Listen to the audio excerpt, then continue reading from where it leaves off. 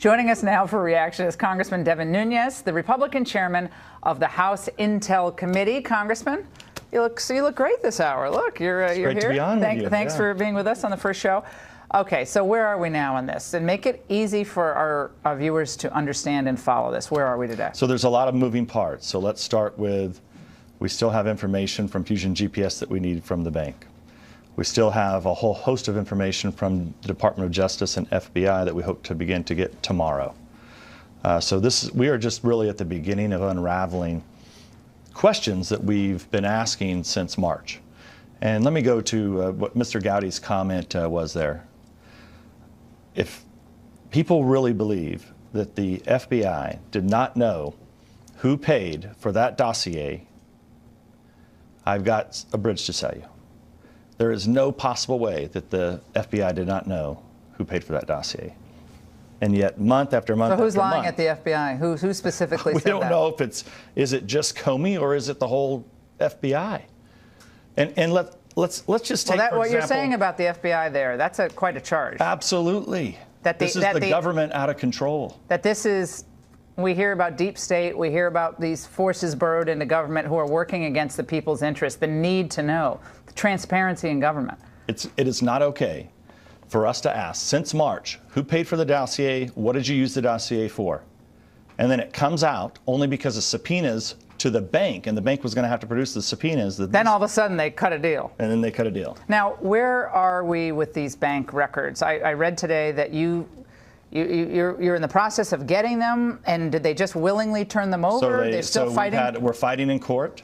Because that's the key, right? Seeing where the money went specifically, and will it illustrate for what? Well, we have a whole bunch of questions about Fusion GPS. So there's a whole host. We want to know, were they being paid by Russians? Were they paying Russians? Well, they have Russian clients. They said they separated, right? They separated the Russian clients from the Clinton DNC work. That's what they claim. So they say, but look, we're investigating this. Yeah. We need the information. We have the FBI and other agencies who either didn't tell us who paid for the dossier or didn't know, which would be equally disturbing, but my guess is somebody over there knew who paid for the dossier. Should Mueller resign as special prosecutor, given potential conflicts of interest regarding something that may in fact be Russian collusion during the campaign? He was FBI director, correct? Number one, I'm very concerned about it, okay? But let's see, today he had these initial indictments. I think you covered on the show earlier the right way, which is there's nothing there.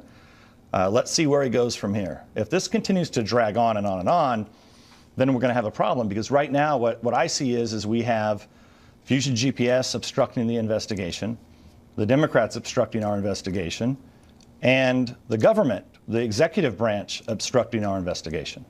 Could Obama have known about this? Well, he was briefed on the dossier. In January, supposedly he didn't know anything about it before then. Why would he? But this was $10 million paid to Perkins Coie law firm that then funneled it to Fusion GPS. Why did the payment go that way? Why did it go to the law firm to Fusion, Fusion to Christopher Steele, who got the information from Russia? To cover the tracks. Right. To cover the tracks.